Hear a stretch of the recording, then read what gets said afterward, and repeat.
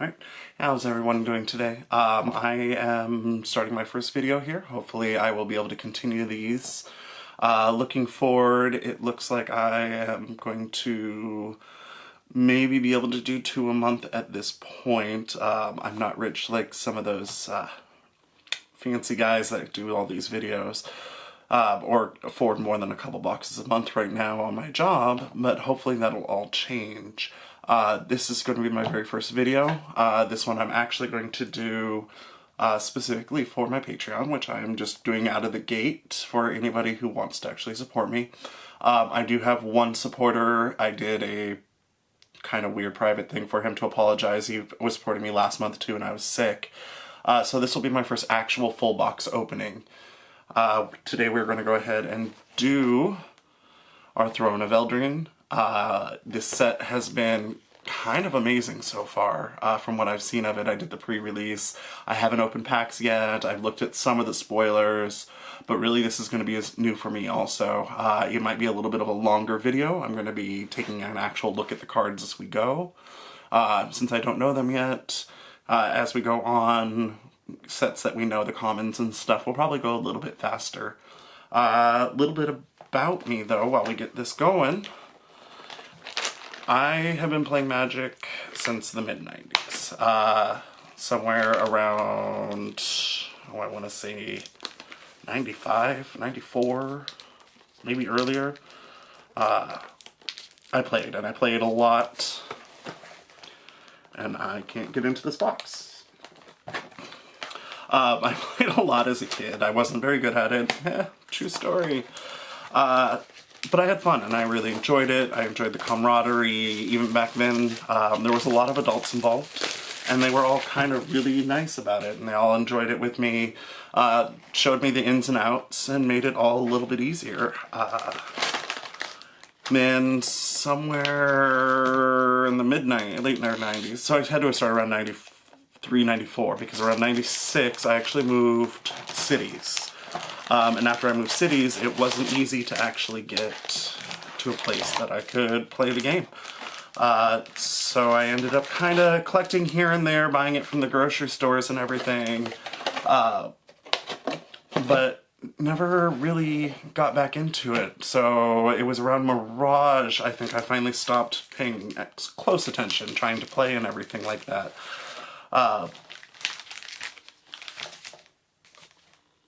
And just didn't play it for almost 20 some odd years. I just didn't play at all. And then I was looking at spoilers for War of the Spark, and War of the Spark ended up being kind of amazing looking, so I decided to give it a try. And I'm happy I did. War of the Spark was an amazing set. I really enjoyed it a lot. I know a lot of other people did. And I was like, well, we'll see where this goes, and I've met new people, and I've actually been playing and having a lot of fun with it. And now that Eldraine has come out, I want to start opening packs again. I want to start opening these with people, seeing what I can find. All of that fun stuff. And token on the top, which is backwards from what I had before, but that's okay. Oh, is this whole thing going to be backwards? Hold on. We don't want all the spoilers. It is. This whole thing is going to be backwards. We know what. That's going to be a green at least. Voila. There we go. Okay, sorry. Apparently this is a box with the rares on the top. So let's go ahead and take a look at this. I'm going to zoom in a little bit so that we can all kind of see what's going on. There we go. Okay. Smitten Swordmaster. Adventures. Adventures are a great thing that they just added. I know you all have heard about Adventure, this and that. I think one of the main things it's going to do is it's going to kind of slow down discard decks. Anything that's forcing you to discard things from your hand and everything. These adventures are going to let you stockpile and kind of keep a little bit of a buffer between you and everything else going on.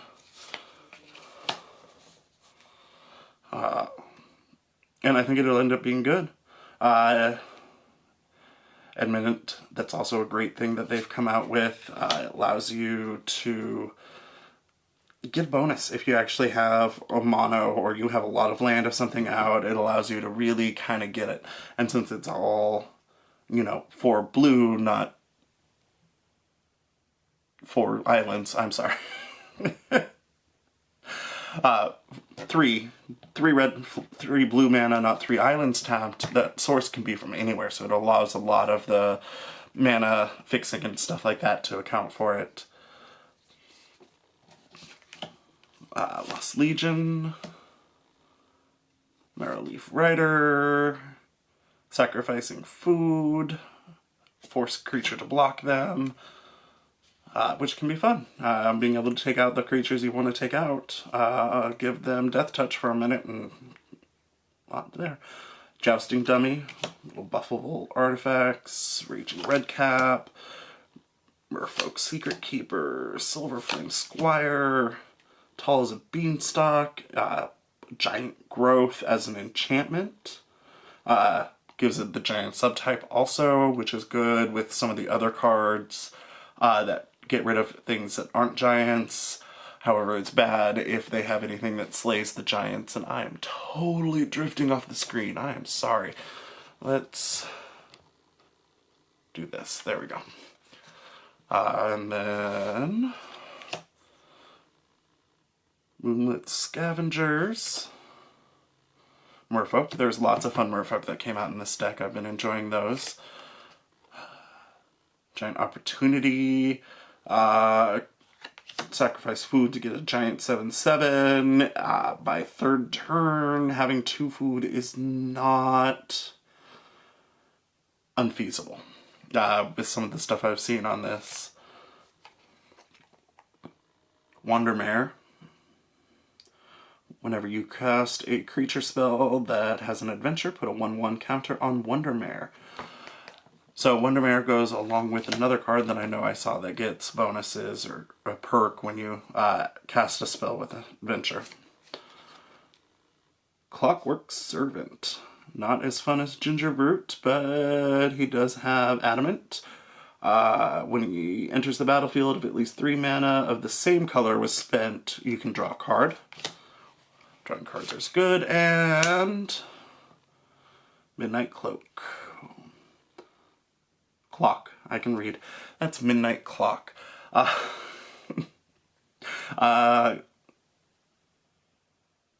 bad. Beginning of each upkeep, put an hour counter on Midnight Clock. Pay 3, put an hour counter on Midnight Clock.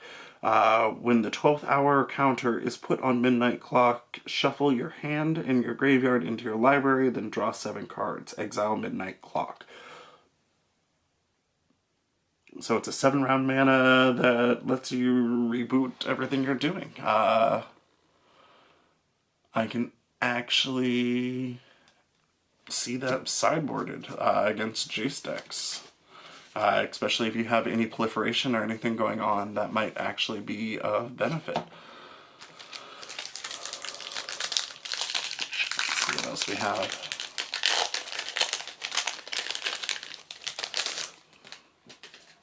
All the food. People kept pointing out the spiral bananas that are on the food. Something that I found amusing. Pomegranate spiral bananas. A camera that won't focus. Right, we are going to find out quickly. Well, we're just going to go this way. Order of the Midnight, return target creature is from your graveyard is its adventure for only 2, and then for 2 cast it is a 2/2 flyer, but it cannot block.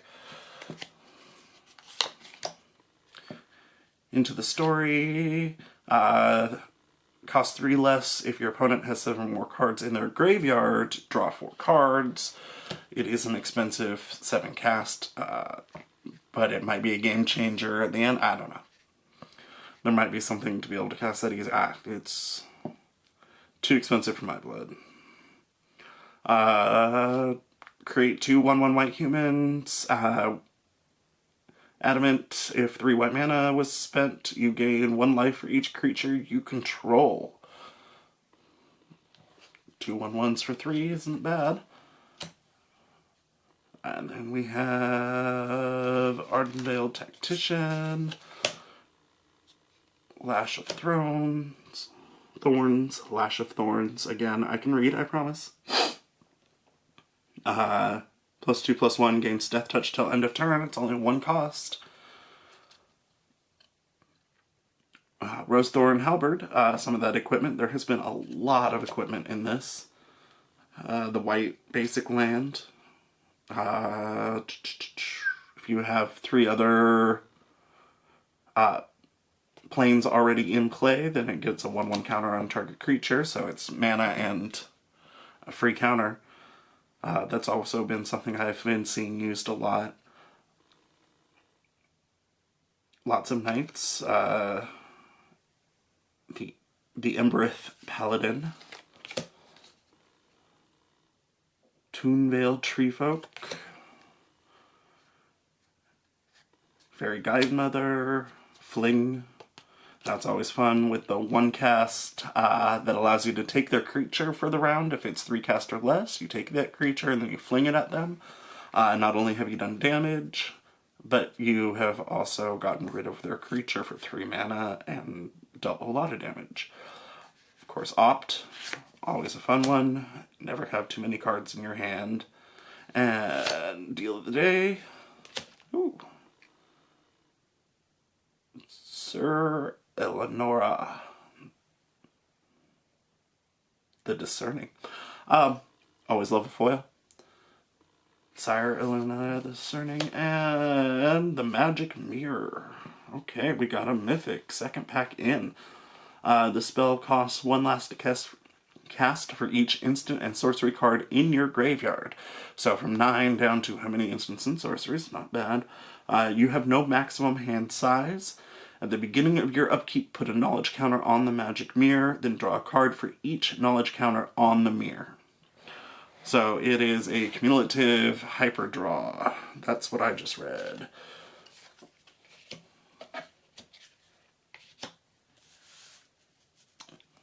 And Sire Eleonora's power is equal to the number of cards in your hand, combined with no maximum hand size, is a great thing. Spells your opponent casts that target Sire Eleonora costs 2 more to cast. Alright. Well, there you have it. I'm moving that.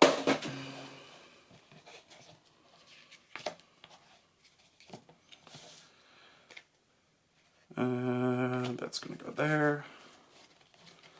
I got stuff all over the place now, don't I? Okay. We are going to... Those there. We have tokens. We have a bunch of commons. We have lands sitting over here. Commons are going to go everywhere because unfortunately I don't have an even place to do this right now. This would be a great time to mention that this is just starting out. Luckily I had the camera beforehand because I do enjoy photography in general. I have spent probably an additional 20 bucks on getting basic stuff, but because of roommates and living situation, it is what it is. So I kind of have this wonky setup down in the middle of the garage, actually, which I will slowly upgrade. I know the lighting on this one is going to be really wonky. I have jerry-rigged my own tripod, so it's, well, it's standing, and I think that's the important part. Alright, let's see what we got. Common. And we know we have a blue something or another. Which I guess I could have counted 1, 2, 3, but whatever. Reaper of the Night, another adventure, making opponents discard cards, gains flying if the opponent doesn't have enough cards in their hand. Steel Gaze Griffin. Draw your 2nd card. Each turn it gets +2/+0. Festival Funeral. Target creature gets -X/-X. X is the number of cards in your graveyard. Really great with the M20 vultures that came out that can really bolster that graveyard size, take out any creature that they really have. Adventure for a curious pair, Hansel and Gretel much. Their adventure is creating a food token. Searing Barrage, Hengewalker, Greenberg Squire, Tome Raider, Fortifying Provisions, Blow Your House Down, Big Bad Wolf right there. And then we have Sage of the Falls. Whenever Sage of the Falls or another non-human creature enters the battlefield under your control, you may draw a card. If you do, discard a card. Card cycling, always some benefit. Shinecaster, Fighting and Vigilance, gets +1/+1 as long as you control an artifact, and gets +1/+1 as long as you control an enchantment. 3 cast for potential 3/3 with Flying and Vigilance. Not bad. Keeper of the Fables. Whenever one or more non-human creatures you control deals combat damage to a player, draw a card. Combat damage makes it limiting, but you add that to the unblockable Ginger Brute, and things can get fun. Alright, and Doom Foretold. Alright, what do we have? At the beginning of each player's upkeep, that player sacrifices a non-land, non-token permanent. If that player can't, they discard a card and they lose 2 life. You draw a card, you gain 2 life, and create a 2/2 White Knight creature token with Vigilance. And then you sacrifice Doom Foretold. Okay. Interesting board control. At 4 cost, you can actually get it out early enough that it's not going to hinder you. In addition, it doesn't have some of the negative side effects, like the creating a horde of zombies did at 1 life a turn. Better hope they don't hit you in the process. Okay, and I am going to go ahead and just go through this a little faster. 1, 2, and 3. What do we have? Deathless Knight. Haste. When you gain life for the first time each turn, return Deathless Knight from the graveyard to your hand. Perk. Edgewall Innkeeper. This is the other one I was thinking of. Whenever you cast a spell that has an adventure, draw a card. So you draw a card here, your ponies gain life. I may have actually just been talking to somebody else about that and not here, but that's okay too.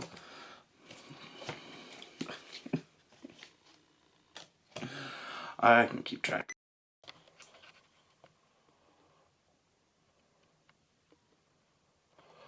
Alright, well, sorry that cut out funny there. My battery in my camera died for a second. It happens, we all know it happens.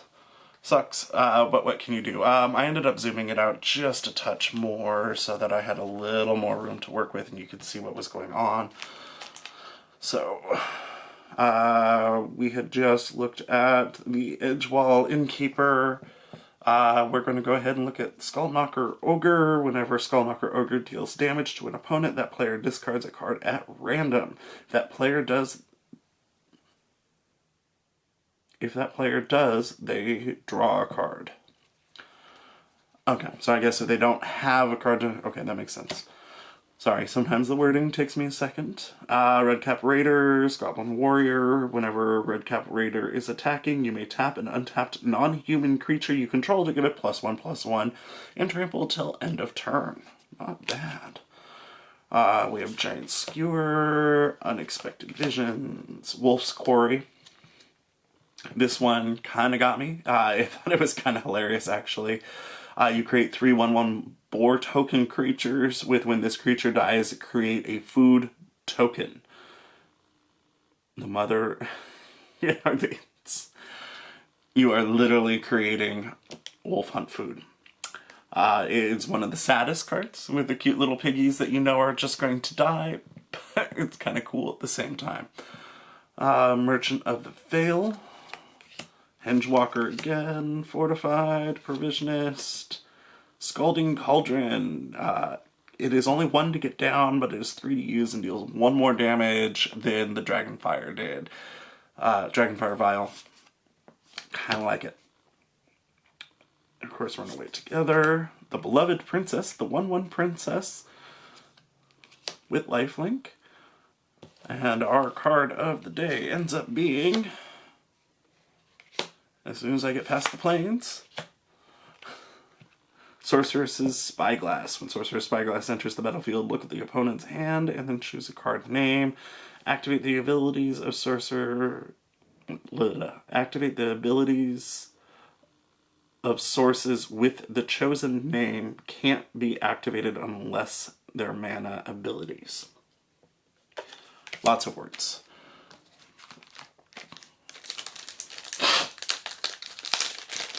Alright, let's see what else we got going. Realizing that I can't just sit here and do as in-depth as I've been doing, so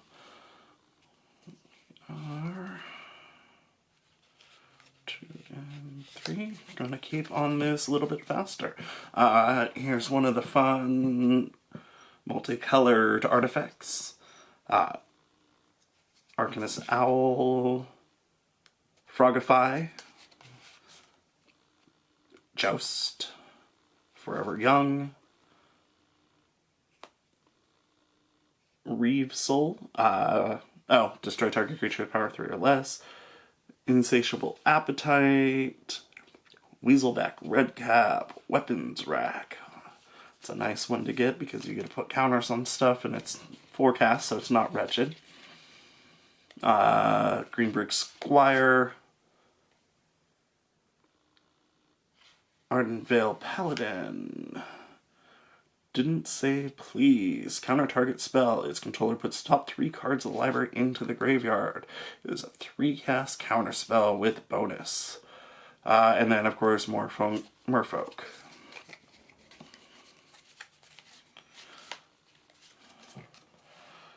Blah, blah, blah.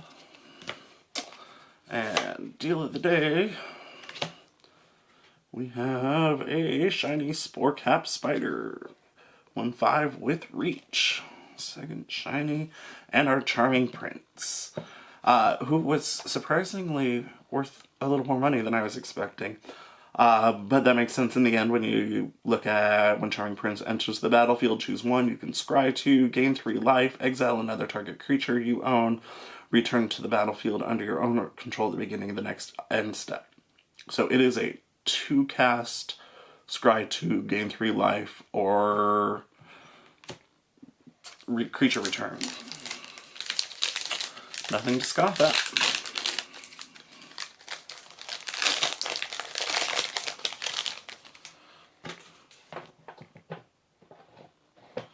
Okay, I need to remember to do this all in front of y'all. There we go. 2 and 3. What do we got going here?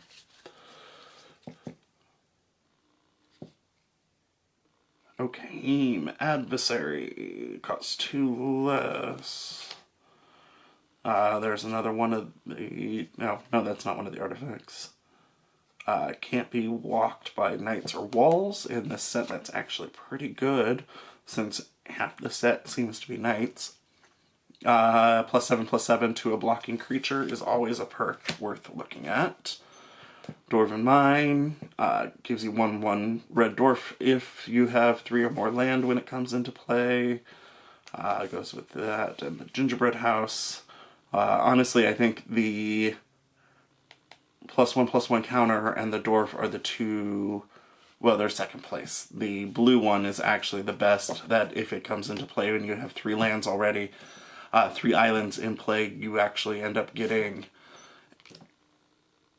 any sorcery or instant card put back on top of your library from your graveyard. And what do we got? Yorvo, Lord of Garenbrig. Yorvo, Lord of Garenbrig, enters the battlefield with 4 1/1 counters on it. Whenever another green creature enters the battlefield under your control, you put a 1/1 counter on Yorvo, and then that creature's power is greater than Yorvo's, put another 1/1 counter on Yorvo. Okay. So you basically cast him alongside a whole bunch of 3/3s. Or whatever else you want to do. Alright, let's see what we can get through here.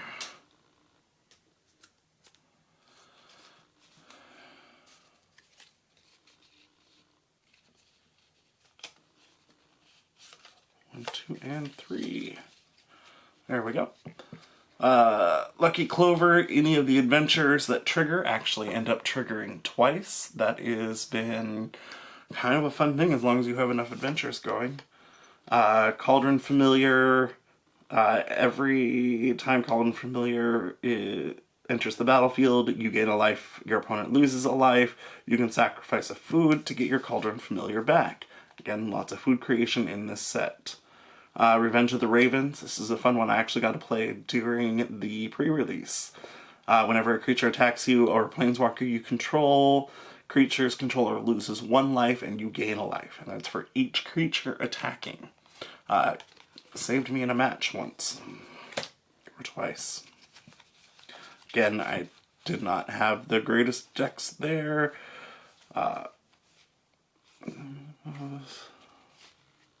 There's the Ginger Brute. And for 1 mana, he gains unblockable except by creatures with haste. Sacrifice him to gain 3 lives. 3 life. Shining Armor automatically attaches to your knight if you have one in play. We have an adventure, we have a mountain, we have a shiny island. And Avara, First of Lockwain. Whenever Avara, First of Lockwain, or another black creature enters the battlefield under your control, each opponent loses a life and you gain a life. Sacrifice another black creature to draw a card. Not bad. Creature cycle is a thing. It's a wolf. 1, 2, and 3, and we have a blue-red dragon. Whenever Lock Dragon enters the battlefield, you may discard a card. If you do, then draw a card. Bouldering Yard Trainer, Trample Haste, Savvy Hunter. Every time Savvy Hunter attacks or blocks, you get a food token. Sacrifice a food token to draw a card. Charmed Sleep. Borrow Witchers. Returning knights to your hand is always a good thing. Each knight you have can untap this. Or each knight that enters the battlefield can untap this. It deals 1 damage each time. Lots of fun things. Memory Thief is one of the few things that they actually have that can get rid of a creature that has been played into exile on an adventure. Not only does it make it discard, but then you can actually get rid of an adventure card that player owns from exile. Witching Well lets you draw 2 cards by sacrificing it, so it's a 4 cast, draw 4, but you can do it by 3rd turn. Youthful Knight. Woodland Tracker, Wolf, Forest, Emery the Lurker. Emery was actually one of my pre-release promos that I got. All shiny and with the date stamp and everything. In a artifact deck, it's not bad. Costs one less to cast for each artifact you control. Is only 3 to cast to begin with as a 1/2. When Emery the Lurker of the Lark enters the battlefield, put the top 4 cards of your library into your graveyard. choose target artifact card. Sorry. Look at the top 4, or put the top 4 cards of your library into your graveyard. Tap, choose artifact card in your graveyard. You may cast the card this turn. Note, it does not exile that card. That, combined with Wishing Well, actually made me get through a lot of my deck really quickly. It was kind of fascinating. And the only reason that I took that game after a massive amount of time. Okay, and there we go.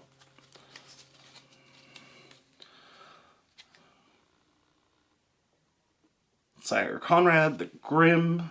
So sires are obviously the thing in this set, one for each color. Mysterious Pathlighter. Each creature you control that has an adventure enters the battlefield with an additional 1/1 counter. Again, boosting off of that adventure stuff, making sure that you want to put it in there. Overwhelmed Apprentice. Vloxfung, bake into a pie, destroy target creature, get a food out of it. 4 and 20 blackbirds and all of that, you know. Knight of the Keep, which is just a fun little 3/2, but great art. I mean, love that art.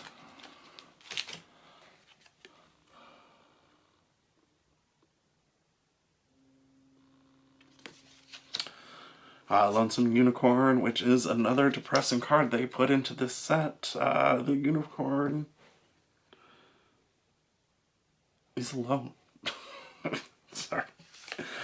That and an island, followed by a shiny Archon of the Absolution. Flying protection from white.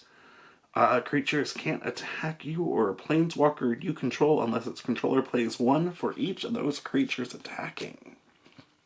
And our second mythic, Robber of the Rich. So basically Robin Hood. Reach and haste. When Robber of the Rich attacks, if defending player has more cards in their hand than you, exile the top card of their library.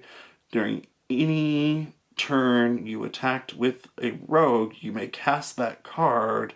You may spend mana as though it were mana of any color to cast the spell. What's yours is mine cards are always fun.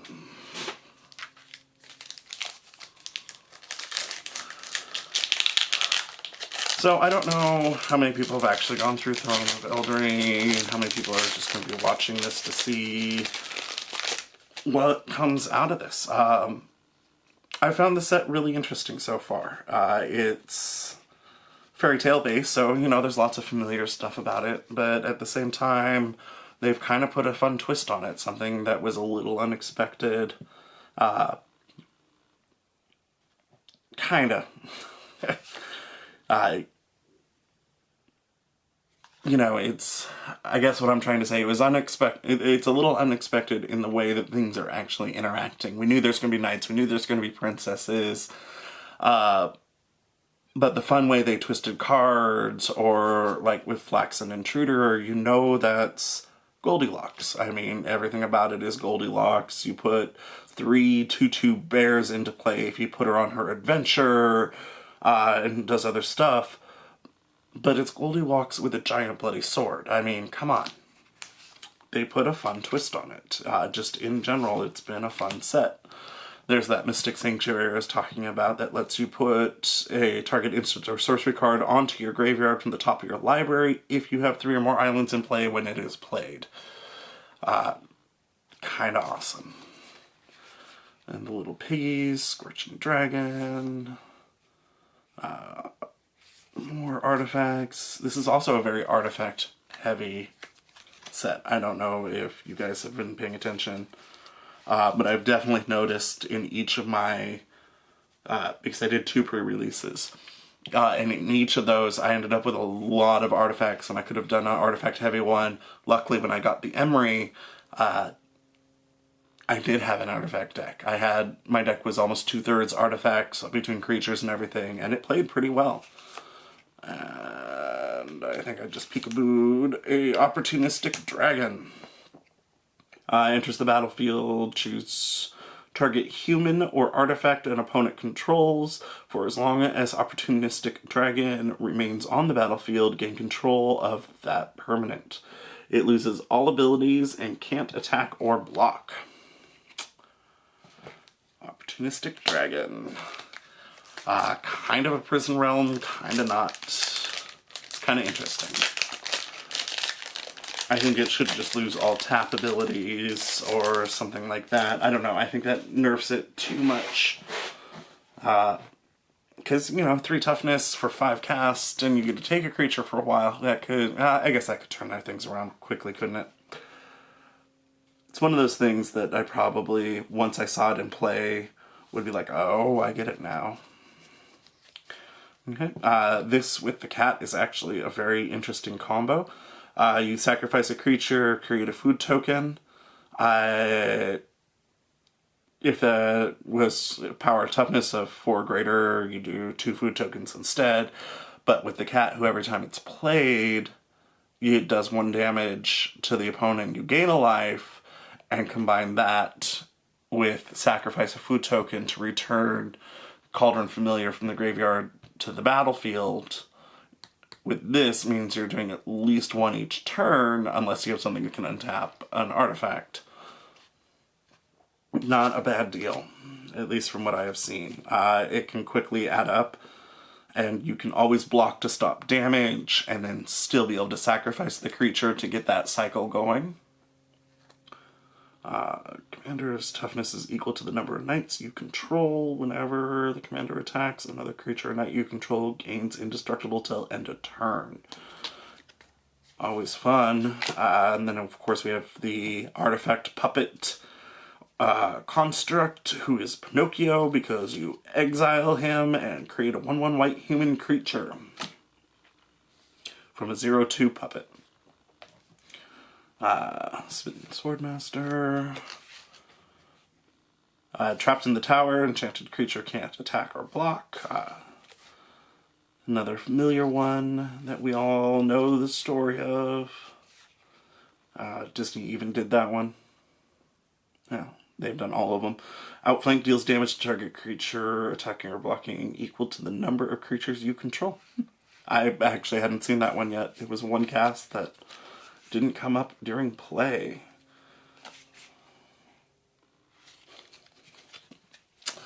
All the dwarves. I was actually wanted more dwarves to appear in this. Wildborn Preserver. Flash, reach. Whenever another non-human creature enters the battlefield under your control, you may pay X. When you do, put X 1/1 counters on Wildborn Preserver. That's not bad. Not bad at all.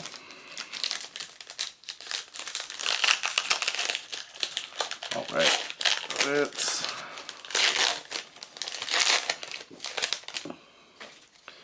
see what we're going to do. Okay.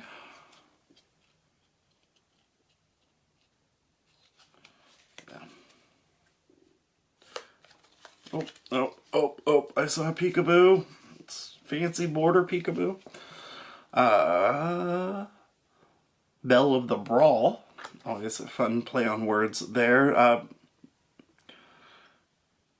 Menace and other knights get +1/+0 as long as she's there. Beanstalk Giant. Embereth Shield Bearer.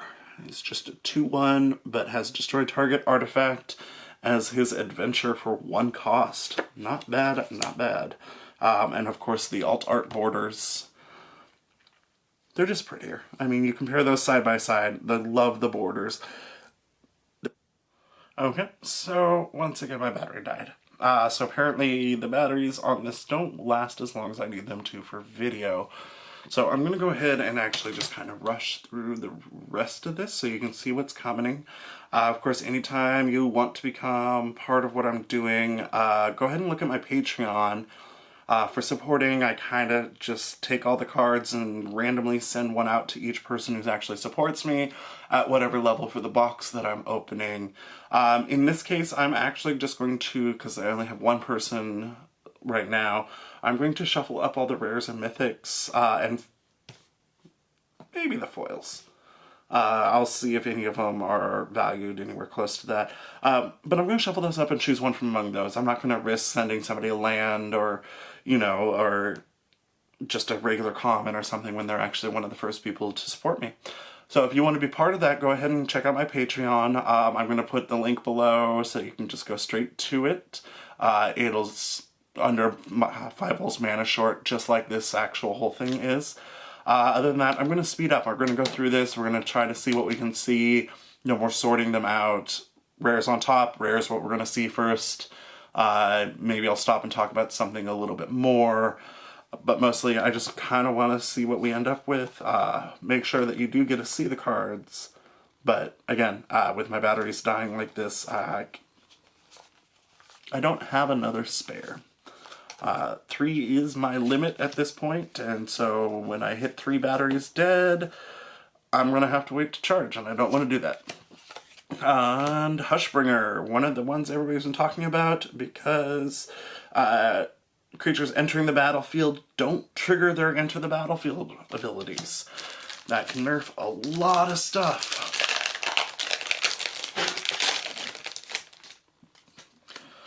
Alright, that and, ooh, shiny rare. Castle Embereth enters the battlefield. Oh, yep, it's the, unless you control a mountain. It's one of the fun mountains, does some extra stuff. And then our rare is Worthy Knight. Alright, and we've seen him turn into a pumpkin. Tournament Grounds. Cast 1 of 3 colored mana if you are using it for a night. Otherwise, it is just 1 colorless with a number of knights in here. Again, it's actually kind of a good card. This is definitely a night-rich set. A very, very night-rich set. Okay, I'm going to zoom just back out there. There we go. See what's going on. Since I'm not going into as much detail, it is what it is. Well, there's the emblem. And Stormfist Crusader. There we go. Knight. Grimly. Shambling. I mean, in the end, some of these lands, especially this common land here, the blue one, is really powerful for what you get out of it. I mean,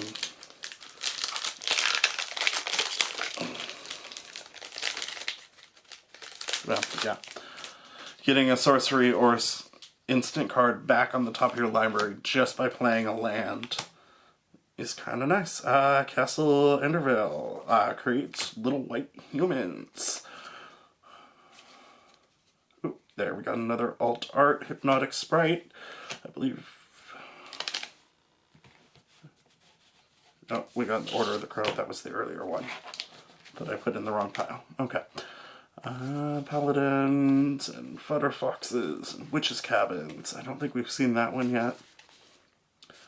Corridor. Wishing Well.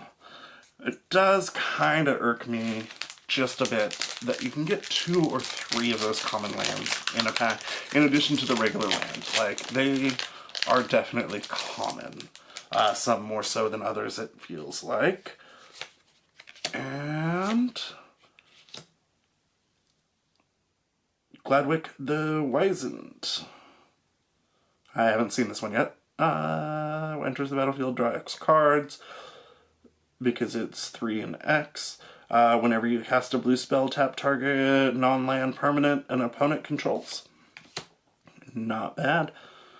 We got the Spinning Wheel, a Marrowleaf Pixie, and Slaying Fire. Okay. And Falling Piles. There we go. Charm Sleep. Forbidding Fruit. Alright, sometimes I look at these and I really just appreciate the art on them. And I kind of think that's something that drew me to Magic originally. I mean, the art in Magic has always kind of been all over the place, but at the same time, just true fantasy, spectacular fantasy art. Big names, little names, doesn't matter. It's just been pretty, and it's been wonderful, and I really enjoy it. Yeah, I can talk and read at the same time. Iron Crag Feet. Basically, 4 mana, you get 7 red out of it, but you can only cast 1 more spell this turn. But yeah, no, I mean, and I know some people who love to talk about the art, and I think what I'm going to do is occasionally, I might actually have somebody else opening packs and talking about it in the way that they see it and the way they enjoy it and everything. At that point, hopefully I'll have a battery that just lasts, so I don't have to worry about, you know, it cutting off twice during a box opening. So much for being able to do multiple boxes at a time, but hey. And, Shiny Beanstalk and Dance of Menace. Return X target artifacts and or non-aura enchantment cards, each with converted mana cost of X or less from your graveyard to the battlefield. If X is 6 or more, those permanents are for 4 creatures in addition to other types. Huh. Not bad. Enchanted Carriage. When Enchanted Carriage enters the battlefield, create 2 1/1 white mouse creature tokens. Don't know if I've seen those tokens yet. Crew 2, tap any number of creatures. Yeah, well, y'all know what crew does. I hadn't seen the pumpkin yet. That's really fun. It's a 5-cost 4/4 crew 2. That is a very strong pumpkin we got there for Cinderella. It is gilded in metal, I guess. It's not just the Disney-fied all pumpkin made out of pumpkin. And the gilded goose who lays the golden egg.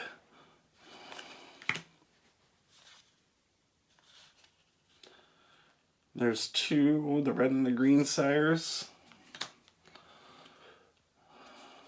Mystic Dispute.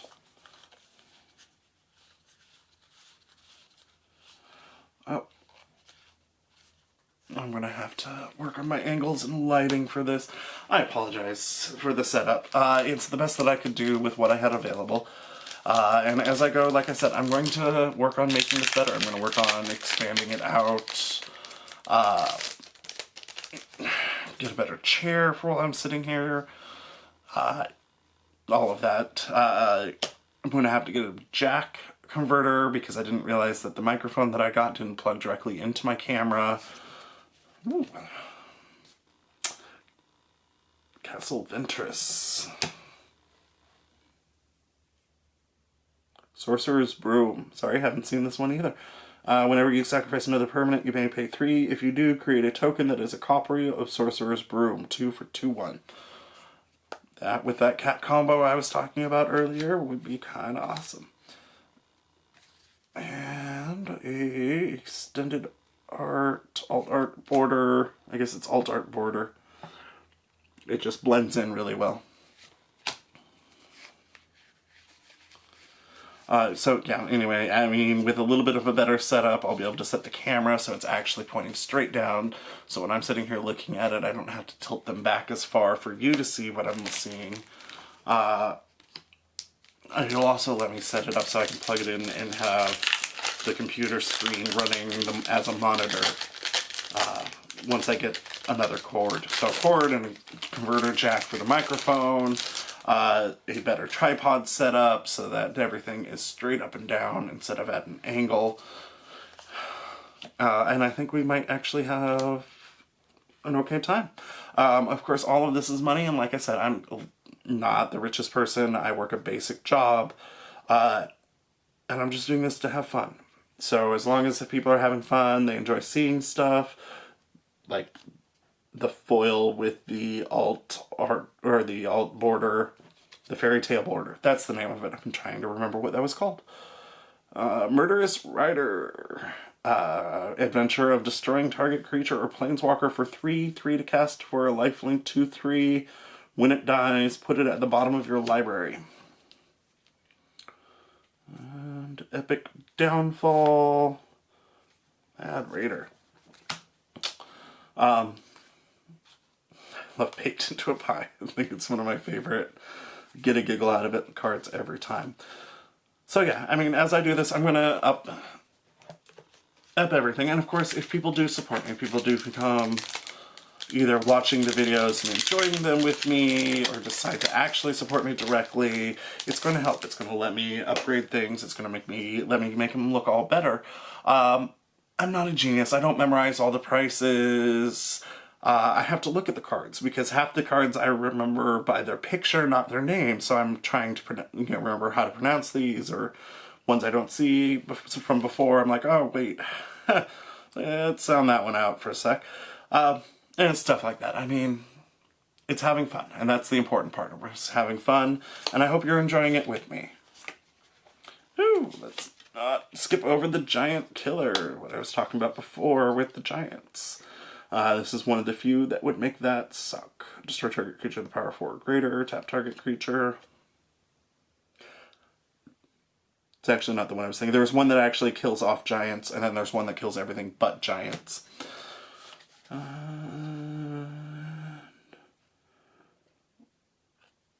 Once and Future, which is referring to the great King Arthur prophecy, I believe, the Once and Future King.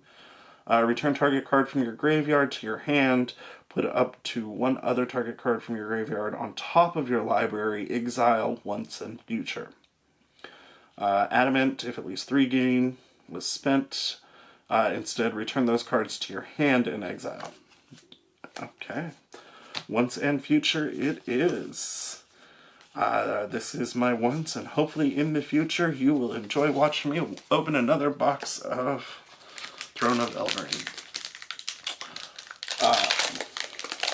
So yeah, it'll be fun. Fievel's Mana Short. Mana Short has really just always been one of my favorite cards since I was young. Mana shorting people back in the days was one of the best things you could do to use blue control. It was just always blue control. Smitten Swordmaster for a foil, and a fairy tale border of the giant killer. Wherever that just went. See, this is my brain breaking down. I was just talking about this, and it went somewhere, and I'm sure because it's right over here, because it's... So it is a fairy tale border alternate art giant killer. I'm not going to complain about that at all.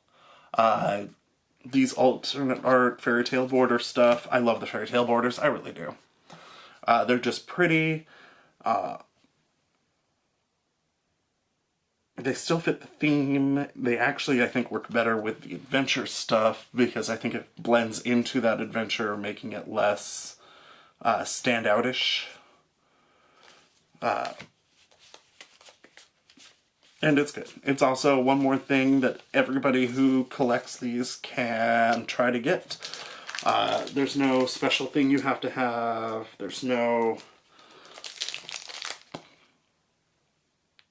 You don't have to buy the expensive 6 packs for $300 collector's edition stuff to get those alternates. They're actually just part of the set. And I think that's really important for Wizards to be paying attention to, is that not everybody can afford the big stuff. And they still added stuff to those, so it's not like they're losing out in the end. Third foil, or mythic, not foil, mythic. Harmonious Archon. Non-Archon creatures have a base power and toughness of 3/3. When Harmonious Archon enters the battlefield, create 2 1/1 white human creatures. that are non-Archon creatures and have a base power and toughness of 3/3. That could be a game changer. It would certainly turn a couple games I've played around real fast. Sorry. Oh, love these arts. So tiny. I don't think I've come across that one yet. One of my favorite flavor texts right now, his sword sounded like a silver chime on the glass jar, and the sprite laughed with delight. It's just cute. It's cute and it's funny. Very Ferngully of them. And every other fairy tale, Hocus Pocus, you're under my control because I made you small and I'm a fairy, haha. And Ventress Gargoyle, blue artifact. Ventress, yes, I pronounced that right.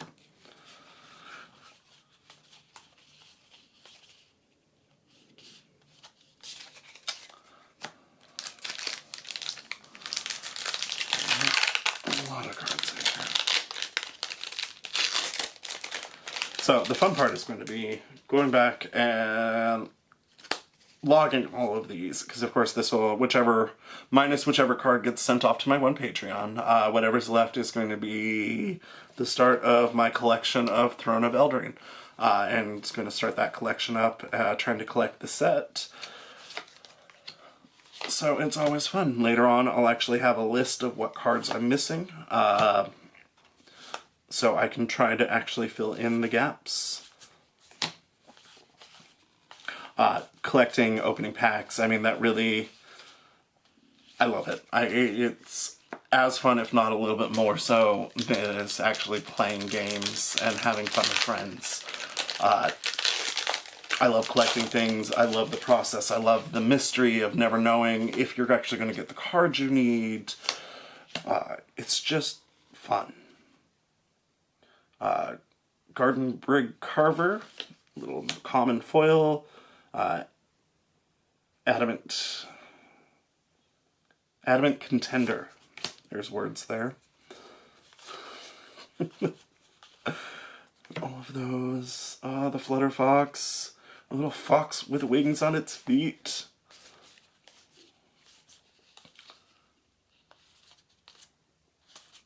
So, yeah. Down to a few packs left. I don't know, I like this set. This set has a lot of great things in it. I think it brings back some old ideas, and oh, there we go, the Royal Scions. First Planeswalker and fourth Mythic. Royal Scions, +1, draw a card, discard a card, +1, target creature gets +2/+0 and gains first strike and trample until end of turn. -8, draw 4 cards. When you do, the Royal Scions deal damage to any target creature equal to the number of cards in your hand. They're just pretty. They're total fire and ice. I'm guessing brother and sister. Kind of hoping brother and sister. And a alt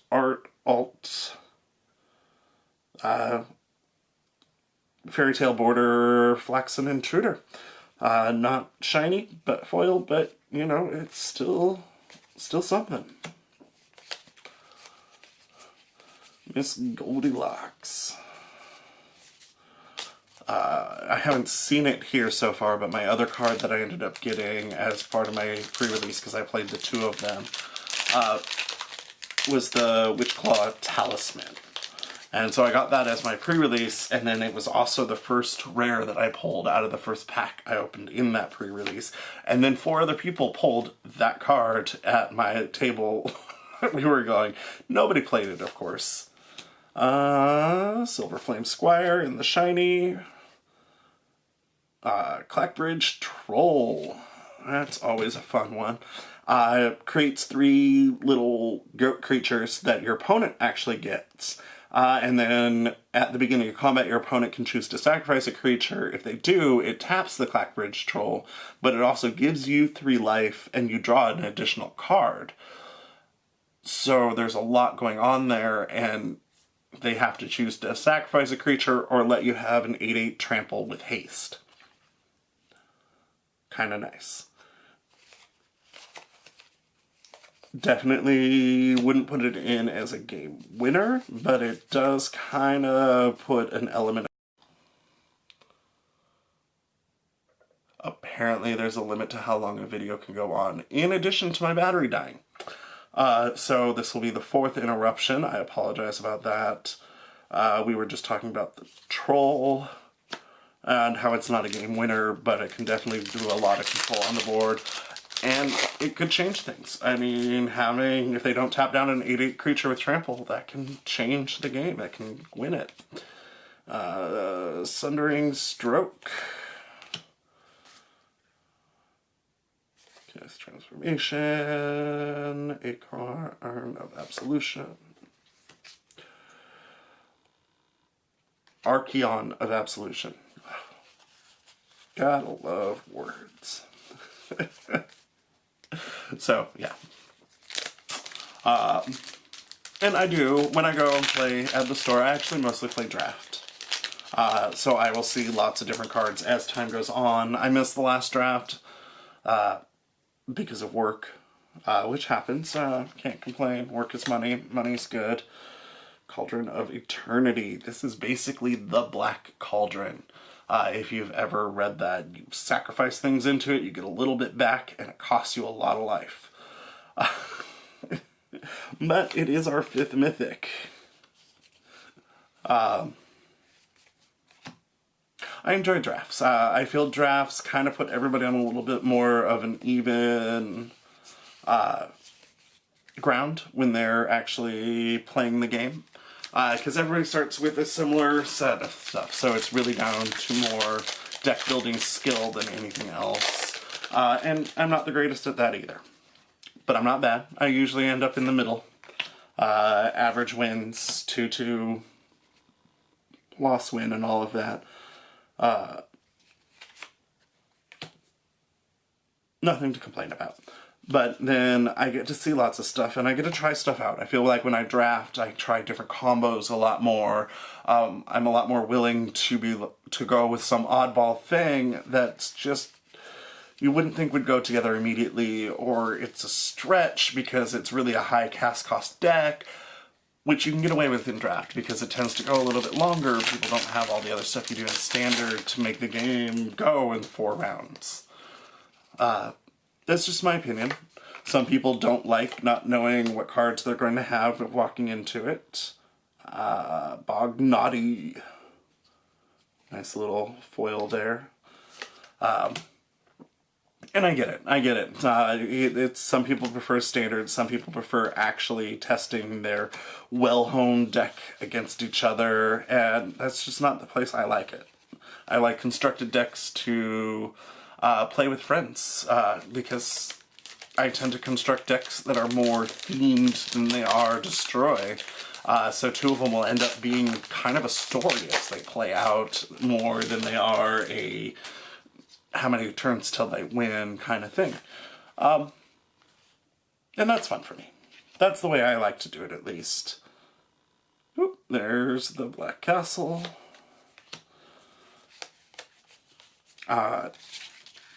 I don't know, if you're watching this, let me know what you think about that. I mean, draft versus constructed play. What's your pros and cons on that? What do you prefer?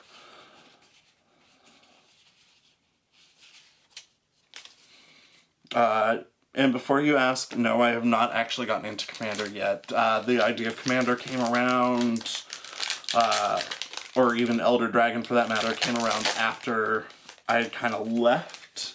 Or stopped playing, at least it stopped expanding my horizons there.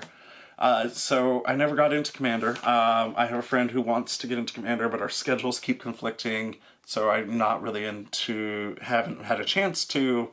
And just going into the store and playing Commander against random people, not quite up my alley. There's more Wicked Wolves. I really prefer learning things like that in the basics because I know there's a bunch of sub-rules to it. With somebody I know, somebody that I can sit down with, have a connection with prior, in a private space and actually have fun playing the game, constructing the decks. I'll probably actually do it with one of the pre-constructed deck sets against each other since they're made to actually battle and are balanced already for that.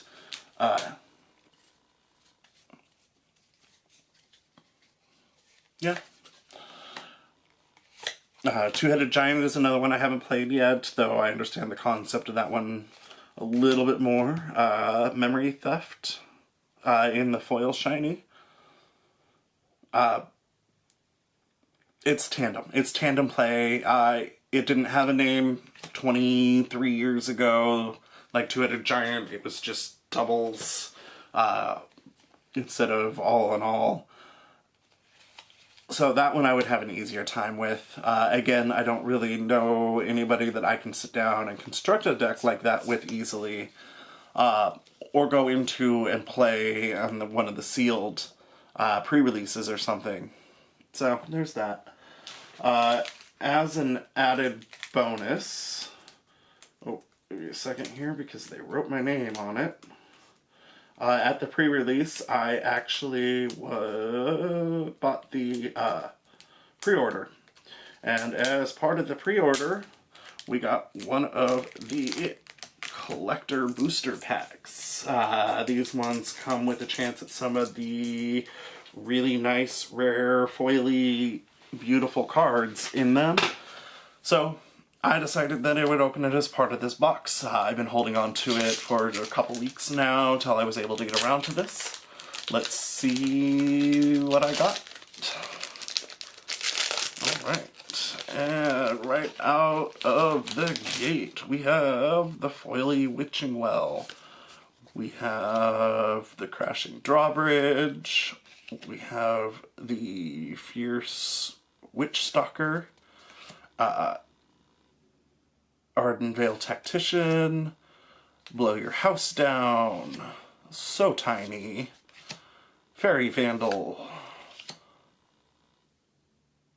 Resolute Rider, sorry, the shiny was getting to me. We have a Fairy Tale Border Beanstalk Giant in the shiny, which is nice. We have just a Fairy Tale Border Queen of Ice. Tapping down creatures every time she attacks. Fairy Tale Border, Silver Flame Squire.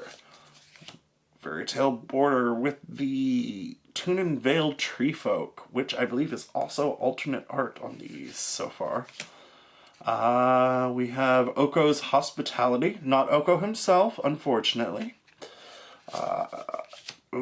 We have the full art Castle Idenvale. And then we have a Yorvo, which we saw earlier, I believe, and a full art shiny wolf. Token.